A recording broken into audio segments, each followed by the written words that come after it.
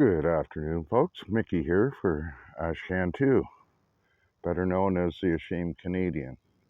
I'm sitting here in the park. There's a couple baseball fields right behind me there and that, and there's a game going on. But I thought I would come to you guys today from out here. Oh, 1 second, folks.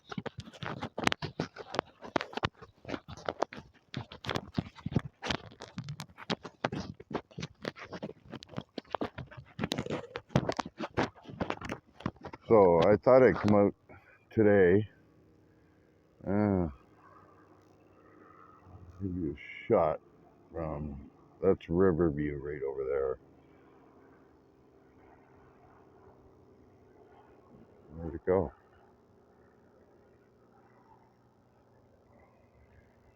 Can't even see it. Oh, there's a helicopter there. Oh, there it is. So, we have a big problem here in Canada. In just over a week, the RCMP have killed, what, 6 people? Their first response is, you either listen to us or we're going to shoot you. They don't want to hear nothing else. You either comply or die. That's the new motto of the RCMP. Well, it's not even a new motto. It's been there for a long, long time. Just that since Justin Trudeau's gotten in, it's gotten a lot worse. So all these government officials keeps talking about how this carbon tax is helping Canada. Well, let's do a little math, shall we? When you increase taxes on fuel by 16 cents a liter, and it takes 300 liters to fill a truck minimum, and that's just minimum.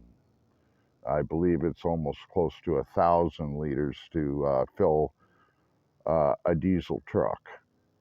But so let's round it off to 1,000 then. 1,000 liters, and they have to pay 16 cents a liter. Well, that's $1,600. As far as that, hold it now. Let me do my math here again. But 16%,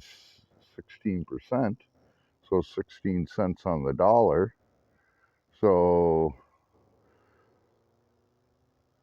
for every $10, it's $1.60. For every $100, it's $16. For every $1,000, it's $160. So yeah, so roughly $160 extra. Now, what people don't realize is, and especially government when it comes to farming, the farmers first have to plow their field. It takes a few hundred liters of fuel to do that. So there's $320 extra on top of what they pay now. So that's extra. And then they have to have their seeds and that brought in. So they're charged a carbon tax on that because it had to be trucked in. So there's a carbon tax on their seeds coming in. And then they have to plant the seeds. So there's another 200 liters, say. It's probably a hell of a lot more, but we're just going to go with 200 liters. Now or 2,000 liters. So now you got all this. So far, they've paid 3 times. Now they have to go pick the crops. So now they're paying again another 16 cents on the dollar for every, or 16 cents a liter for just picking it. Then they have to, if they need to dry it, they gotta pay for their fuel to dry it. So now they're charged another 16%. And then they gotta ship it. So now, in order to ship it, it takes fuel. Now they have to pay extra to ship it. So that means that they have to raise their prices enough to cover the cost of all that taxes that it costs them just to produce the food and to ship it. Now the retailers are paying more for the food. Now Jagmeet and all them seem to think that all these greedy CEOs are making more money. Well, it looks like it's more money because of the carbon tax that's applied to it, because they have to make some kind of profit. And they also, especially when it comes to perishable items, have to account for waste. Now, you know, and now look at this. The average person that's making about $45,000-50,000 in Canada is losing 40% of their taxes, or 40% of their paycheck rate to taxes right away. They don't even get to hold that money, nothing. And it goes to taxes.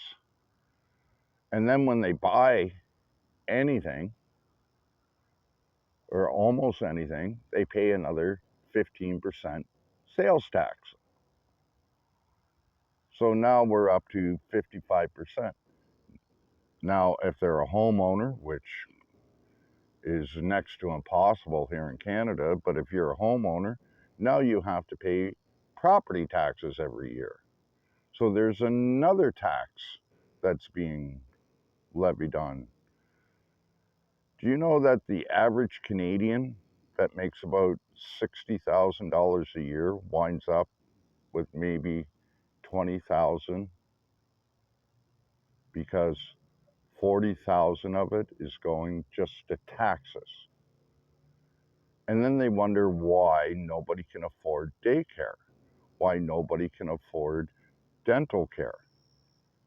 Well, if the taxes weren't so high, and if you weren't charging these taxes to begin with, then people wouldn't need the government assistance.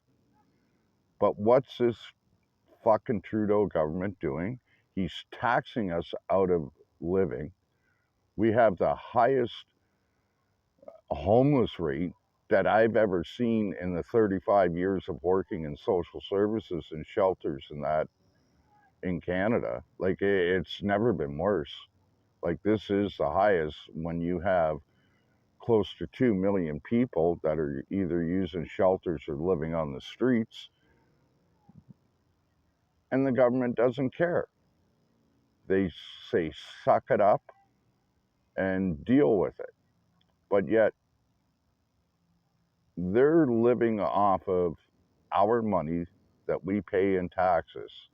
And this is the way that our government treats us. It's like, put me in power and I'll help you. They put him in power, and what happened?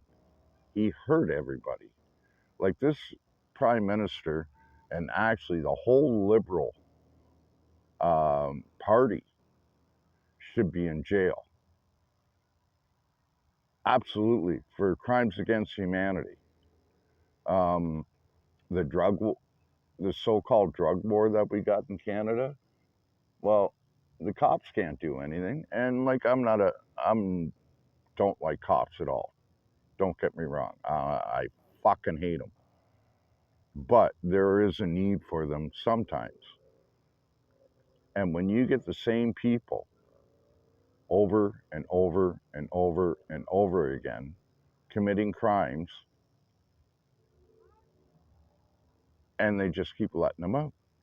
They just keep letting them out. Now, if I were to be charged with breach of peace, I would be held for 8 hours minimum. We already seen that. Go back to my old channel, Ashamed Canadian, and you will see the videos called Terrorist at My Door, where I was literally arrested in my bedroom for breach of peace because I called the cop a terrorist. I told him I didn't respect him, and I told him to shut up in my house. So because of that, I was falsely arrested, dragged out of my house, and held for 8 hours. And what happened? He got a 2-week vacation and then got transferred. And it wasn't even, it was a paid vacation. And then he got transferred. So nothing happened to him. He just gets to do it in another spot. He was arrogant French fucking goof called Theroux. Theiraultd, I believe it's spelled. Something like that. But yeah, he literally arrested me in my house, wearing a mask and everything, covering his face. Even though it was on a live stream and everything, he still went through with it. And then they had to release me because there was nothing that they could charge me with.